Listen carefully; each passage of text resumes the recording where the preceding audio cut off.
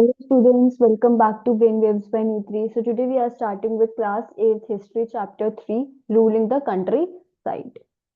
तो हम पहले पढ़ चुके हैं कि कैसे company EIC East India company आई और उन्होंने ट्रेड करना चाहते थे वो इंडियंस के साथ.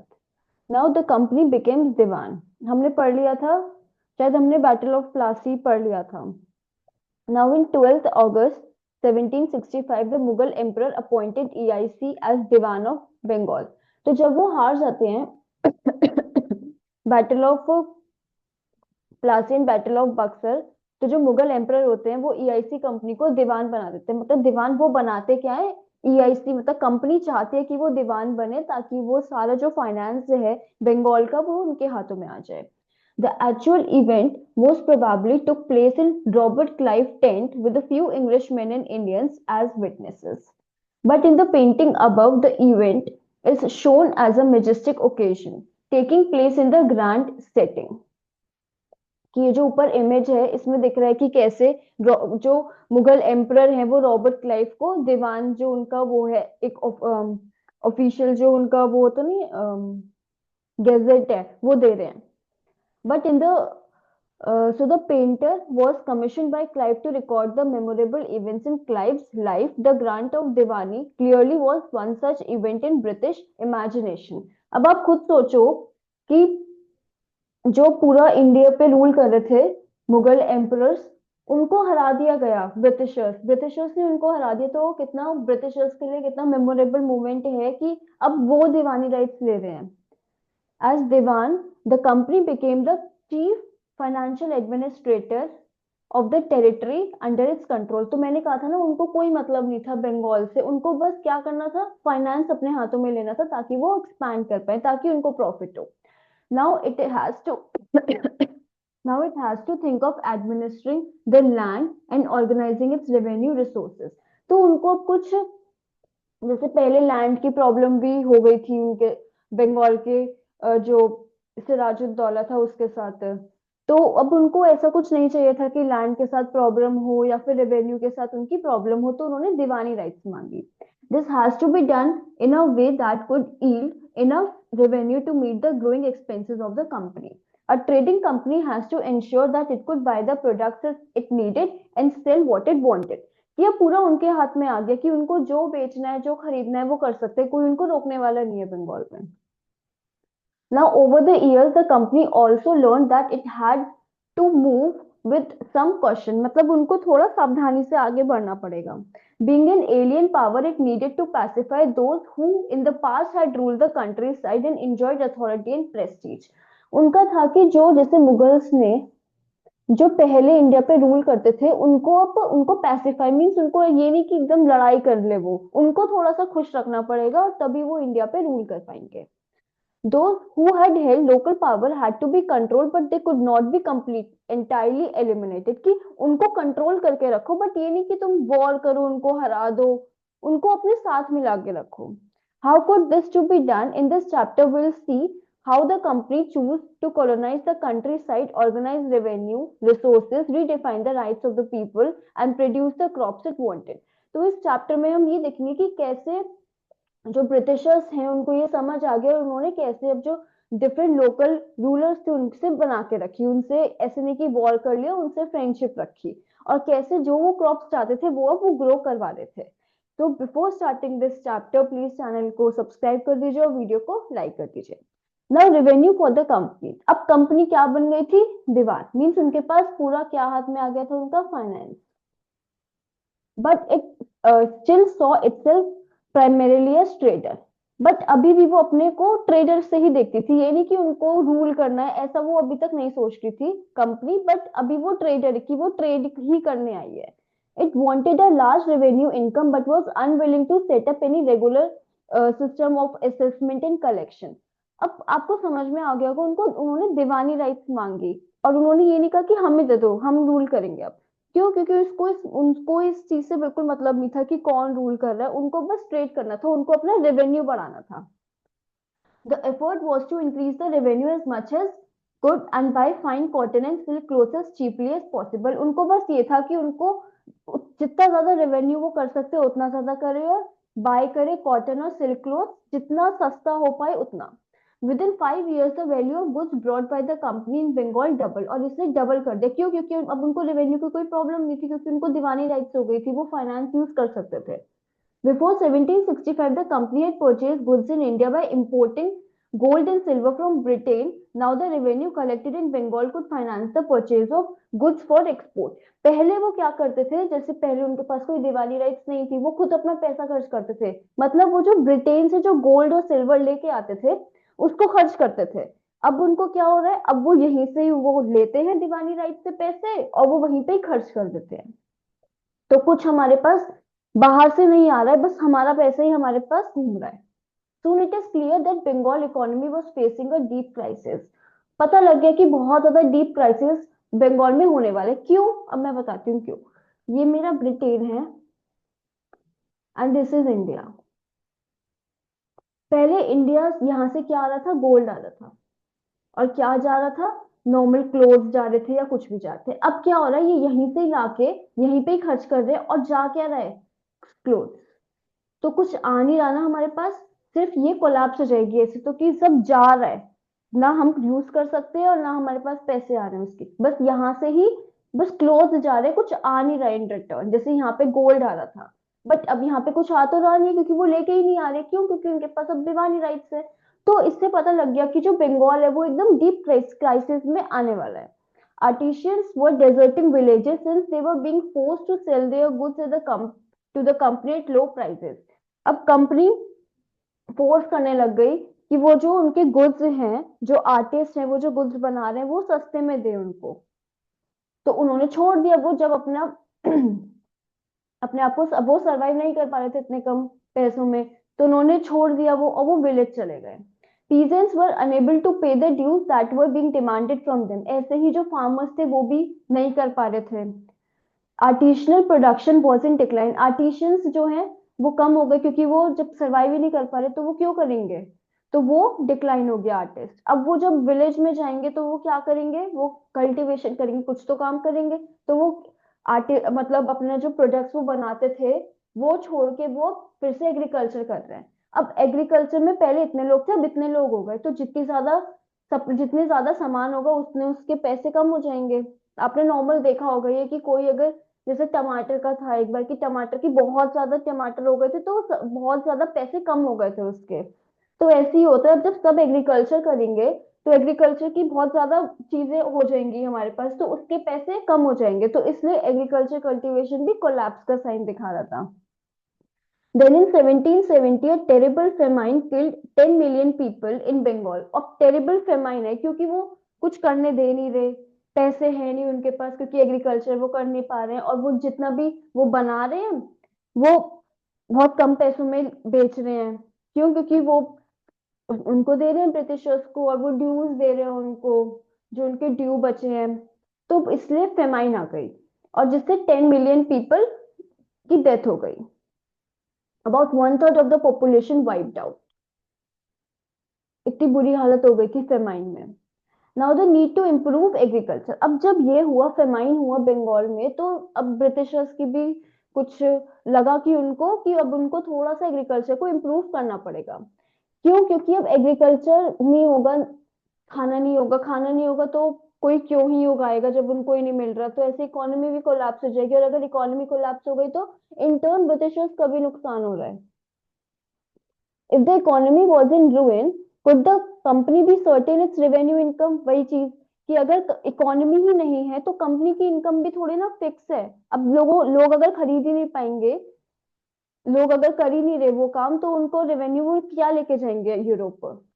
Most company officials began to feel that investment in land had to be encouraged and agriculture had to be improved. लोग ब्रिटिशर्स को लगा कि अब हमें एग्रीकल्चर को इम्प्रूव करना चाहिए, लैंड की प्रोडक्टिविटी बढ़ानी चाहिए।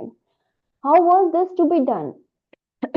After 2 decades, means 20 साल बाद of debate on this question, the company finally introduced permanent settlement in 1793. But the terms of the settlement, the rajas and talukdars were recognized as zamindars. अब जो वहां के rich लोग थे, लैंड ओनर्स थे, राजा थे, तालुकदार थे, उनको जमींदार बनाया गया। उनसे कहा गया, they were asked to collect the rent from the peasants and pay revenue to the company. उनसे कहा गया कि ये जो लैंड दे रहे हैं हम परमानेंट सेटलमेंट में, इनसे आप रेंट कलेक्ट करोगे और फिर कंपनी को दोगे। The amount to be paid was fix permanently, that is it's not to be increase ever in future. पहले फिक्स रखा गया कि सपोज 100 रुपीज है तो 100 rupees. This just an example, ऐसा 100 रुपीज नहीं था, तो 100 रुपीज। और आगे रखा गया कि आगे हम इंक्रीज नहीं करेंगे और परमानेंटली यही रहेगा। That is it is not to be increase ever in future. It was felt that this would ensure a regular flow of revenue into the company's coffers and at the same time encourage the zamindars to invest in improving the land। अब suppose ये है, land है ये, इसको जमींदार से कहा गया कि आप कलेक्ट करोगे और किसको दोगे, इंटर्न ब्रिटिशर्स को। तो ब्रिटिशर्स ने कहा कि हम फिक्स रखेंगे, क्योंकि ब्रिटिशर्स को अपनी इनकम फिक्स चाहिए थी कि ये इतना मतलब कलेक्ट हो गई होगा। और उनको ये भी लगा कि जमींदार, जैसे जमींदार कलेक्ट करे तो वो चाहेंगे कि ज्यादा से ज्यादा मैं कलेक्ट करूं अपने लिए, तो वो जो कलेक्ट करेंगे वो इस लैंड को प्रोडक्टिव बनाएंगे। बट ऐसा कुछ भी नहीं हुआ ना। तो उनकी, अब हम पढ़ेंगे प्रॉब्लम क्या थी इसमें। The permanent settlement however created problem, क्योंकि उन्होंने देख लिया कि जो जमींदार हैं वो लैंड पे इन्वेस्ट नहीं कर रहे, were not investing in the improvement of land, कि वो कुछ नहीं कर रहे लैंड की प्रोडक्टिविटी को बढ़ाने के लिए। द रेवेन्यू फिक्स रखा गया, that was fix was so high that zamindar would be found it difficult to pay. और जो ब्रिटिशर्स ने कहा था कि ये हम फिक्स अमाउंट लेंगे, वो इतना उन्होंने हाई रखा था कि जमींदार उसको पे ही नहीं कर पाते थे। एनीवन हु फेल टू पे द रेवेन्यू लॉस्ट इज जमींदारी। और सपोज जमींदार को कहा गया कि तुम्हें 100 रुपए कलेक्ट करके ब्रिटिशर्स को देने हैं।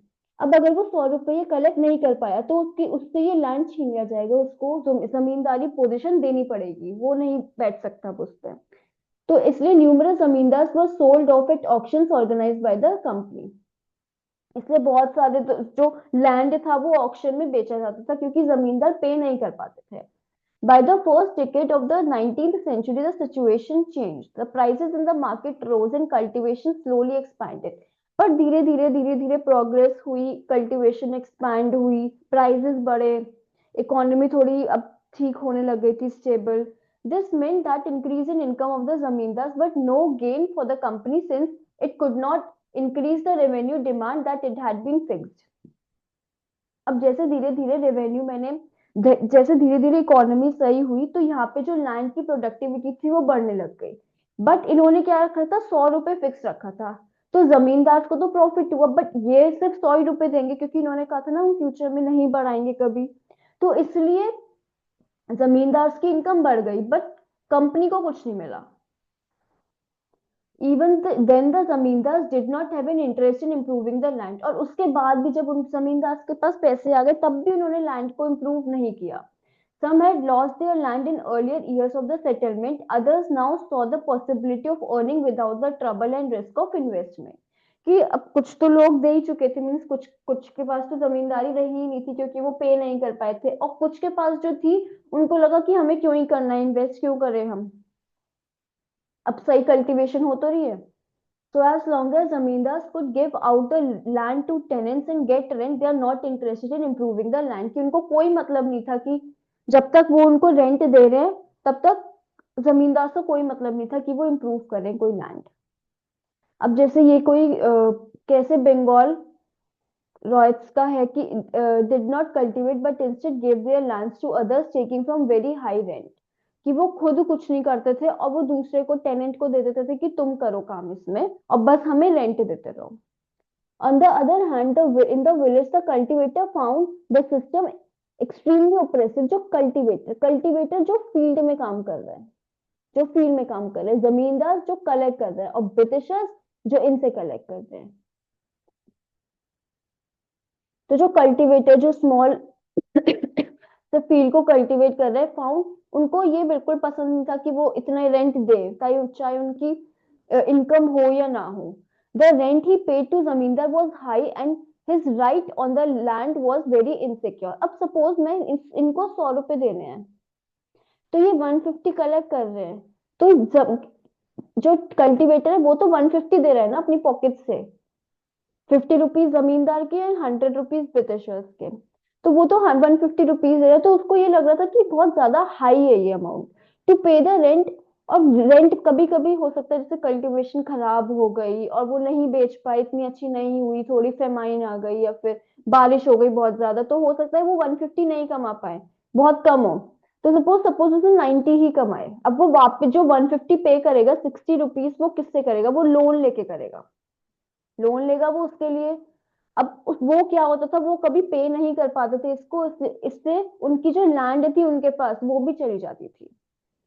अब इसकी वजह से एक न्यू सिस्टम लाया गया इतनी जो प्रॉब्लम्स देख के। By the early 19th century, many of the company officials were convinced that the system of revenue had to be changed again. कि कंपनी को समझ में आ गया कि इससे सिर्फ जमींदार ऊपर बढ़ रहे हैं, ना तो ब्रिटिशर्स को तो फिक्स इनकम हो रही है, और कल्टीवेटर का तो वो सोचते ही नहीं थे।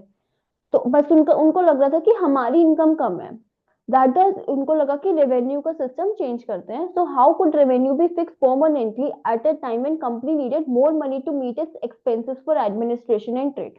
उनको यही लगा कि कैसे हम अपनी जो इनकम है वो फिक्स रख सकते हैं, जब जो कंपनी का काम है वो उनको ट्रेड एक्सपैंड करना है, एडमिनिस्ट्रेशन भी करना है, तो वो कैसे फिक्स रखें, उनको चाहिए ज्यादा पैसे इस समय।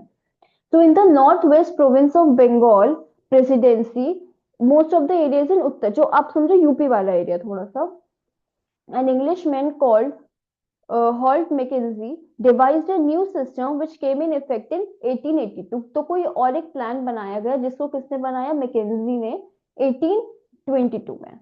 He felt that village was an important social institution in North Indian society and needed to be preserved. Under his directions, collectors went from village to village, inspecting the land, measuring the fields, and recording the customs and rights of different groups। तो इसने क्या कहा McKenzie ने, ये different different lands हैं, collector को लिया, एक कलेक्टर, और वो डिफरेंट डिफरेंट लैंड पे जाता था, वो देखता था कि कितना बड़ा लैंड है, कितनी प्रोडक्शन हो सकती है इस लैंड पे, इंस्पेक्ट करता था उस लैंड को, देखता था अच्छे से कि कैसी मिट्टी है, क्या हो सकता है। द एसपी जो हर एक रेवेन्यू, हर एक जो एरिया का उसका जो एस्टिमेटेड रेवेन्यू था वो लिख लेता था। तो जो estimated revenue of each plot within the village was added to calculate the revenue each village had to pay. Suppose इतने विलेजेस है, ये village one, village two, let me just erase unnecessary.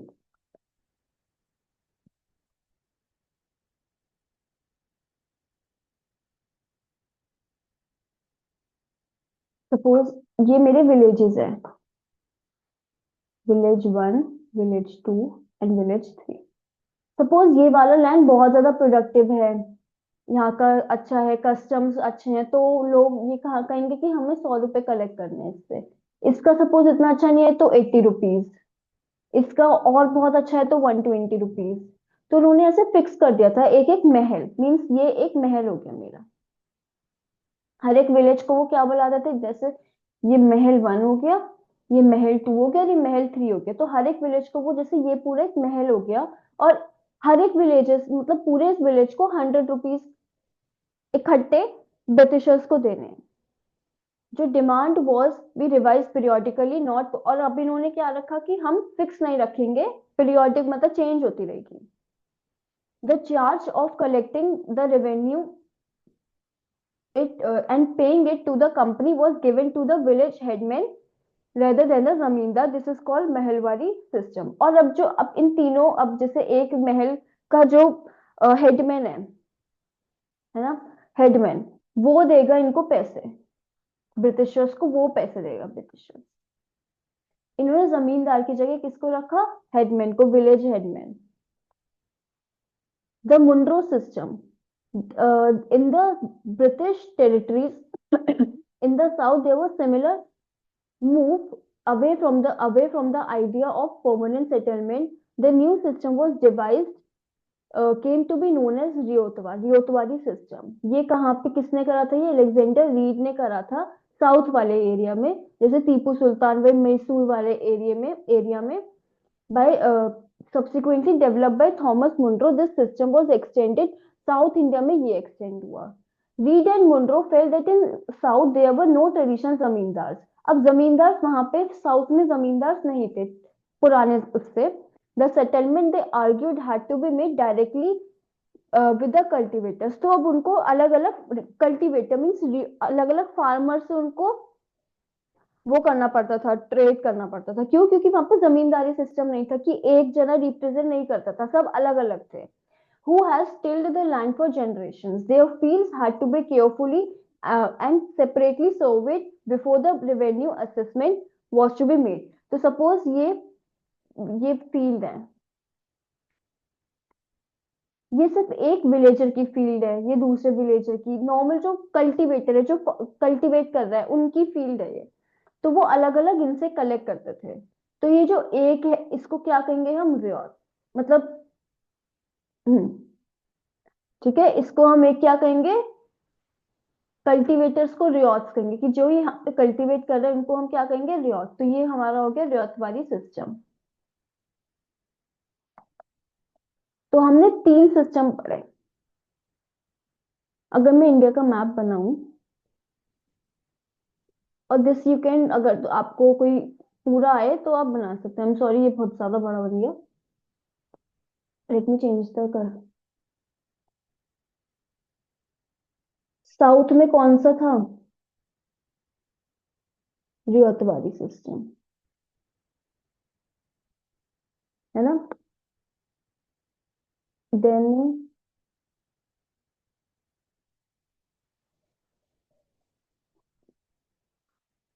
Waste में कौन सा था? North west province. कौन सा था यहाँ पे? महल वाली सिस्टम। ठीक है। और बंगाल में कौन सा था?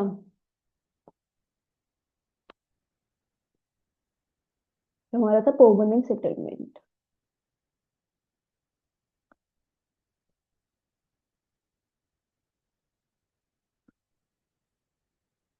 तो परमानेंट सेटलमेंट ये हमारा तीन अलग अलग थे। नीचे हमारा साउथ में हमारा रियातवाड़ी सिस्टम था, हमारा बंगाल साइड हमारा परमानेंट सेटलमेंट था, और हमारा नॉर्थ वेस्ट वो था हमारा Mahalwari system.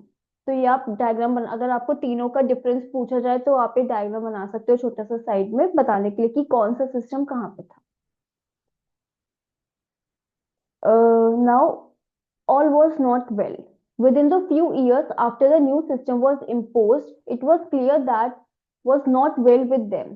Driven by the desire to increase the income from land, revenue officials fixed too high a revenue demand. अब क्या, कौन कौन कह रहा है कि हमें इतना चाहिए, कि इसमें से इतना हमें पैसे आ सकते हैं इस लैंड से या फिर इस विलेज से? कौन है? ब्रिटिशर्स अपॉइंट कर रहे हैं, तो वो क्या चाहिए? कि ज्यादा से ज्यादा रेवेन्यू लिखा जाए, कि यहाँ से इतना हो सकता है।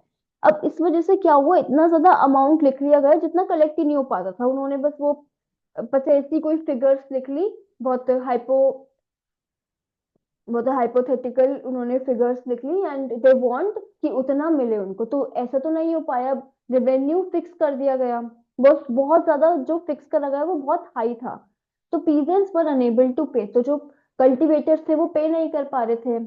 तो जो जो कल्टीवेटर्स थे वो भाग गए वहां से कंट्री साइड, एंड विलेजेस बिल्कुल डेजर्ट हो गए, मीन्स वहां पे कोई रहता ही नहीं है, क्योंकि वो पे नहीं कर पा रहे थे। Optimistic officials had imagined that new system would transform the peasants into rich enterprising farmers, but this did not happen. और जो बहुत ऑप्टिमिस्टिक ऑफिशियल थे उनको लगा कि इस नए सिस्टम से तो जो ये कल्टीवेटर्स हैं इतने पुअर हैं, ये भी बहुत रिच हो जाएंगे। बट ऐसा कुछ नहीं हुआ, it collapsed, the system collapse. Now crops for Europe. The British also realized that the countryside could not only yield revenue, it could also grow the crops that Europe required. अब Britishers को ये लगा कि हम क्यों, कि हम सिर्फ रेवेन्यू ही क्यों लेके जा रहे हैं, हम क्रॉप्स भी तो लेके जा सकते हैं। कि हम इंडिया में कहें कि हमें ये क्रॉप चाहिए, और यहाँ से फिर हम कहाँ लेके चले जाएं? यूरोप में। So by the late 18th century, the company was trying its best to expand the cultivation of opium and indigo. उनको ओपियम का और इंडिगो का एक्सपैंड करना था cultivation. In the century and a half that followed, the British pursuit of forced cultivator to in various parts of India to produce other crop, जैसे jute Bengal में, tea in Assam, sugar cane in UP, wheat in Punjab, cotton in Maharashtra and Punjab, rice in Madras. तो अब Britishers ने force करा जो cultivators थे कि यही चीज ग्रो होगी। और क्यों वो ये चीज चाहते थे? क्योंकि यूरोप में इस चीज की डिमांड थी। How was this done?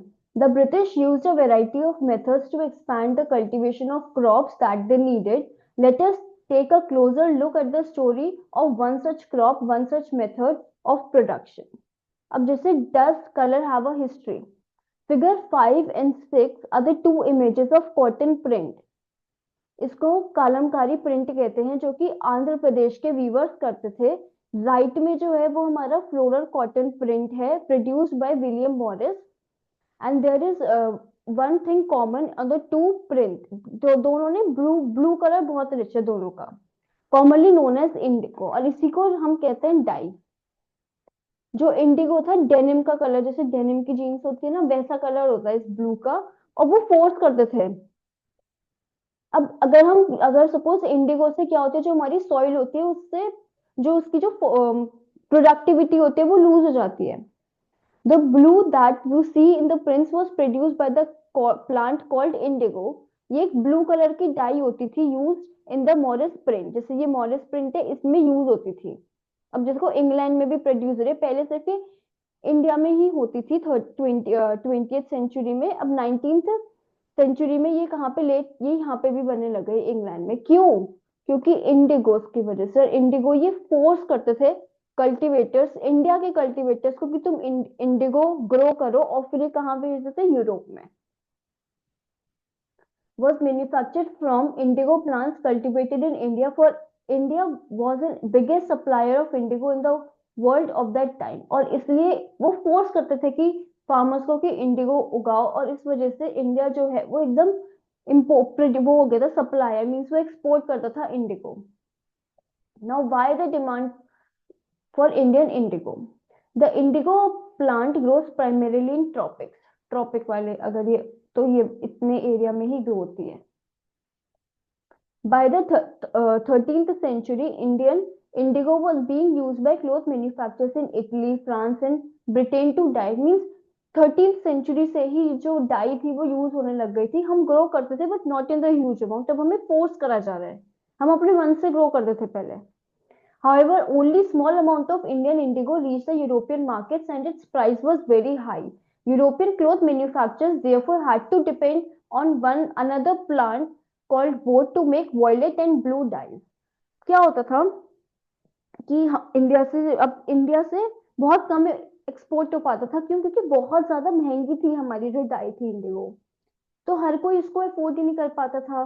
तो उसकी जगह वो कोई सब्स्टिट्यूट यूज करते थे वोट कलर का, जिसका वॉयलेट और ब्लू कलर का ब्लू कलर होता था वो। ये जो प्लांट है ये टेम्परेट जोन टेम्परेट जोन में ग्रो होता था, और यूरोप के पास मीन टेम्परेट जोन में ग्रो होता था। तो अब उनको एक्सपोर्ट कर मतलब उनको इम्पोर्ट नहीं करना पड़ रहा है ना, और उस इसलिए उसका प्राइस थोड़ा कम भी होता था, इतनी अच्छी क्वालिटी भी नहीं थी उसकी। तो वो ये वाला प्लांट यूज करते थे क्योंकि यूरोप में इजीली अवेलेबल हो जाता था। It was common in northern Italy, southern France and in parts of Germany and Britain. Worried by the competition from indigo, wood producers in Europe pressured the government to ban the import of indigo। और इस वजह से उनको लगा कि अब अगर Indigo वहां से आने लग गई तो ये कौन खरीदेगा। होता है ना, कोई अच्छा प्रोडक्ट है तो ये प्रोडक्ट है, सपोज ये अच्छा प्रोडक्ट है, ये आ जाए मार्केट में, तो होता है ना कि अब इसको कौन खरीदेगा। ऐसे ही हुआ कि इसलिए जो वहां के यूरोप में जो मैन्युफैक्चरर्स थे इस चीज के वोट प्लांट के, उन्होंने कहा कि आप इंडिको को गवर्नमेंट से कहा कि आप इंडिको को बैन कर दो, मीन्स इंपोर्ट बैन कर दो उसका। Cloth dyers would preferred indigo as a dye. क्यों? क्योंकि जो डाई करते थे क्लोथ वो इंडिगो को प्रेफर करते थे, वो ज्यादा हाई क्वालिटी थी। Indigo produced a rich blue color, whereas the dye from wood was pale and dull। By the 17th century, European cloth producers persuaded their governments to relax the ban on import indigo import। और 17th century तक जो ये manufacturers थे मतलब वोड plant के या cultivators थे या फिर जो बनाते थे ये डाई, वोट प्लांट से डाई जो बनाते थे, उन्होंने परसुएट कर लिया, मीन्स मना लिया गवर्नमेंट को कि आप क्या करो, जो उसका इंपोर्ट है वो बैन कर दो। The French began cultivating indigo in Saint Domingo in the Caribbean islands, the Portuguese in Brazil, English in Jamaica and the Spanish in Venezuela. Indigo plantation also came up in many parts of North America। French अलग अलग जो different जो वो थे colonial powers, उन्होंने अलग अलग जगह इंडिगो की कल्टीवेशन शुरू करी और नॉर्थ अमेरिका में भी शुरू हुई। By the end of 18th century जो डिमांड थी इंडिगो, इंडियन इंडिगो की, बहुत ज्यादा बढ़ गई। Britain began to industrialise its cotton production. अब उनको डाई आराम से मिल रही थी इंडिया से, क्यों? क्योंकि वहां पे उनकी एक कंपनी रूल कर रही थी इंडिया में, तो उनको वहां पे आराम से उनको डाई मिल जाती थी, और उन्होंने क्लोथ, कॉटन की प्रोडक्शन बहुत बढ़ा दी। और नए क्लोथ, वो क्लोथ डाई की वजह से बहुत नए पैटर्न्स में क्लोथ आने लग गए। While the demand of indigo increased, its existing supplies from West Indies and America collapsed for the variety of reasons. एक जगह इंडिगो की डिमांड बढ़ गई और दूसरी जगह क्या हुआ, अमेरिका से सप्लाई कम हो गई। तो पूरा किस पे आ गया प्रेशर? इंडिया पे। अब इंडिया पे प्रेशर आया, तो अब जो ब्रिटिशर्स थे वो फोर्स करने लग गए इंडिया को कि भेजो, क्योंकि अब ब्रिटेन को डेस्परेटली चाहिए थी, उनको अपना इंडस्ट्रियलाइज करना था, कॉटन के कपड़े बनाने थे। तो उन अब वहां से यूरोप से डिमांड आने लग गई, ब्रिटेन से डिमांड आई कि हमें इतनी डाई चाहिए। अब वो नहीं अब अमेरिका से बंद हो गया, तो इंडिया को वो प्रेशराइज करने लगा कि सब लोग अब क्या बनाएंगे, इंडिगो। अब इसकी वजह से अब बहुत ज्यादा डिमांड बढ़ रही थी इंडिगो की, अमेरिका से कम हो गई सप्लाई, तो लोग किस पे की, इंडिया से मंगाओ अब। तो अब इंडिया में फोर्स होने लग गया। तो from the last decades of 18th century indigo cultivation बहुत ज्यादा बढ़ गया, dominate. In 1788 only 30% of the indigo imported into Britain, अब 95 हो गया था। कितना? 30% से सीधा 95%। तो कितना फोर्स करा होगा ब्रिटिशर्स ने कि सब लोग ग्रो करें। As the indigo trade grew, commercial agents and officials of the company began investing in indigo production. तो जैसे ही इंडिगो का ट्रेड बढ़ा, जो एजेंट्स थे, ऑफिशियल्स थे कंपनी के, उन्होंने इन्वेस्ट करा इंडिगो के प्रोडक्शन में। और over the years many company officials left their jobs to look after indigo business. और अब इंडिगो का बिजनेस इतना ज्यादा प्रॉफिटेबल हो गया था कि बहुत सारे जो कंपनी के ऑफिशियल्स थे उन्होंने अपनी जॉब छोड़ दी कि अब हम इंडिगो का कल्टीवेशन करेंगे। Attracted by the prospects of high profit, numerous Scotsman and Englishman came to India and became planters. और इतना ज्यादा प्रॉफिट देख के बहुत ज्यादा लोग इंडिया में, मीन्स स्कॉट इंग्लिशमैन इंडिया में आए कि अब वो प्लांटर्स बनेंगे, वो ग्रो करेंगे इंडिगो, और वो फिर एक्सपोर्ट करेंगे इंडिया से। Those who had no money to produce indigo could get loans could get loans from the company in the banks that were coming up at that time। और जिनके पास पैसे नहीं थे वो बैंक से लोन ले रहे थे। How was indigo cultivated? There were two main system of indigo cultivation, niche and rayoti।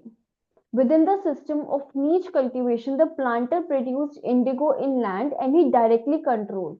He either bought the land or rented it from the zamindars and produced indigo by directly employing hired laborers। अब दो तरीके के system थे Indigo के, नीच और रियोती।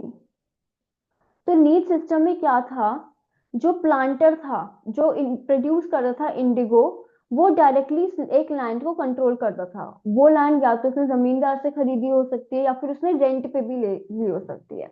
अब इसमें प्रॉब्लम क्या थी, the planters found it difficult to expand the area under niche cultivation. Indigo could be planted only on the fertile land and they were all already densely populated। अब इसमें प्रॉब्लम क्या थी कि लोगों को लैंड ही नहीं मिल रहा था, क्योंकि ये जो इंडिगो है वो बहुत ज्यादा फर्टाइल लैंड होना चाहिए, बहुत अच्छी मिट्टी होनी चाहिए, उसी पे ही ग्रो पाएगी। बट इतने ज्यादा लोग प्लांटेशन कर रहे थे कि लैंड ही नहीं बचा था। बहुत छोटे छोटे प्लॉट्स बचे थे जिनकी जो इतने ज्यादा फर्टाइल नहीं भी थे। Planters needed large area in compact blocks to cultivate indigo in plantation. और प्लांटर्स की बहुत बड़ा एरिया चाहिए था, पर उनको वो मिल नहीं रहा था। They attempted to lease in the land around the indigo factory and evict the peasants from the area। अब सपोज ये फैक्ट्री है, इसके आसपास लैंड है, ये इंडिगो की फैक्ट्री है, तो यहाँ पे जो पहले फार्मर्स काम कर रहे थे, वो जो प्लांटर्स थे उन्होंने क्या करा, इनको हटाया और ये लैंड को खुद वो कल्टीवेट करने लग गए। तो ये तो गलत है, जो पीजेंट्स थे उनको निकाल दिया उस लैंड से और खुद करने लग गए। तो इस वजह से बहुत ज्यादा टेंशन हुई, कॉन्फ्लिक्ट हुए कि आप ऐसे कैसे निकाल सकते हो। Nor was labour easy to mobilise, तो यहाँ पे कोई लेबर काम करने के लिए भी तैयार नहीं थी। बहुत ज्यादा, बहुत बड़ा अगर प्लांटेशन लैंड होगा, अगर जब टी टी प्लांटेशन किसी ने देखी हो, असम में कोई गया हो, तो वहां पे लोग खुद तोड़ते हैं, तो कितनी ज्यादा लेबर चाहिए। तो ऐसे इंडिको के लिए भी बहुत ज्यादा लेबर चाहिए थी, और लेबर नहीं चाहता था कि वो यहाँ पे काम करे। और लेबरर कहाँ पे था, पीजेंट्स कहाँ पे थे, राइस कल्टीवेशन कर रहे थे वो, क्योंकि उनको खाना के लिए भी तो चाहिए। अब इंडिगो सपोज फेमाइन्स आती है, या फिर वो इतना नहीं पैसे, या फिर इंडिगो इतनी कुछ नेचुरल कैलामिटीज आ जाती हैं, तो इंडिगो तो खराब हो गई, तो अब उनके पास खाने के लिए भी पैसे नहीं होंगे। तो बहुत ज्यादा फार्मर्स जो थे वो इंडिगो कल्टीवेशन नहीं चाहते थे, वो चाहते थे कि हम नॉर्मल राइस की कल्टीवेशन करेंगे, ताकि अगर फ्लड आता है या फिर कुछ फेमाइन आ जाती है या फिर वो रेंट बढ़ा देता है, तो फिर भी हमारे पास थोड़ा राइस होगी, हम खा सकते हैं। तो नीच cultivation on the large scale also required many ploughs and bullock, means वो चाहिए थी बहुत ज्यादा, आप कह सकते हो बहुत ज्यादा उसमें मशीनरी। मशीनरी इन सेंस कि बहुत ज्यादा उसमें पैसे लगाने पड़ेंगे, तब जाके हमें कोई इनकम होगी, जैसे plough, bullock carts. One bigha of indigo cultivation required two plough, कि एक जो बीघा लैंड होता है उसमें इतने ज्यादा टू प्लो की वो थी। अब जो इतने ज्यादा पुअर हैं वो कहाँ से लाएंगे। This meant the planter with 1000 bighas need 2000 plough. तो अब हमने क्या करा कि छोटे लैंड पे होगी नहीं, बड़े लैंड पे होगी ये, तो इसके लिए बहुत ज्यादा वो चाहिए होंगे हमें machinery, like bullock carts, plough. Investing और purchase maintenance of plough was a huge problem, तो इनको परचेज करना ये बहुत ज्यादा प्रॉब्लम बन गई, तो वो नहीं करते थे इसलिए। Till the 19th century, planters were therefore reluctant to expand the area under niche cultivation. तो वो niche cultivation में एरिया को expand नहीं करना चाहते थे, क्यों? क्योंकि लैंड बहुत बड़ा चाहिए, उनके पास है ही नहीं इतना लैंड, ना अवेलेबल है, ना वो खरीद सकते हैं। Less than 25% of the land producing Indigo was under this system. तो जितना भी Indigo produce, suppose 100 kg Indigo अगर प्रोड्यूस हो रहा है, तो सिर्फ 25 kg जो है वो किस सिस्टम से प्रोड्यूस हो रहा है, नीच। बाकी 75 हमारा केजी किससे प्रोड्यूस हो रहा है, वीओटी सिस्टम से। तो द रेस्ट कहाँ से प्रोड्यूस हो रहा था, वीओटी सिस्टम से। तो with this we should complete, we should end this video, बहुत लंबी वीडियो बन गई है, आपका भी जो माइंड है वो क्लॉग हो गया होगा। सो अब हम नेक्स्ट वीडियो में पार्ट 2 इसका आएगा, तो प्लीज वेट करना, और मैं जरूर डालूंगी उसको, तो आप आगे पढ़ सकते हो। बट इतनी रिक्वेस्ट है कि आगे वीडियो देखने से पहले ये आप पूरा रिवाइज कर लेना। बस एक स्टोरी तो चल रही है कि इंडिगो क्यों करा उन्होंने, कौन से दो सिस्टम थे, क्यों इंडिगो पे इतना जोर आया इंडिया पे, क्यों? क्योंकि अमेरिका में अमेरिका और अमेरिका में बंद हो गई थी, है ना, अमेरिका में बंद हो गई थी। और वो भी मैं बताऊंगी कि क्यों बंद हुई थी अमेरिका में, क्योंकि वहां पे वॉर चल रहा था, लिबरेशन वॉर उनका। तो अब हम बाद में करते हैं, और प्लीज वीडियो को लाइक कर देना, चैनल को सब्सक्राइब कर देना। Thank you.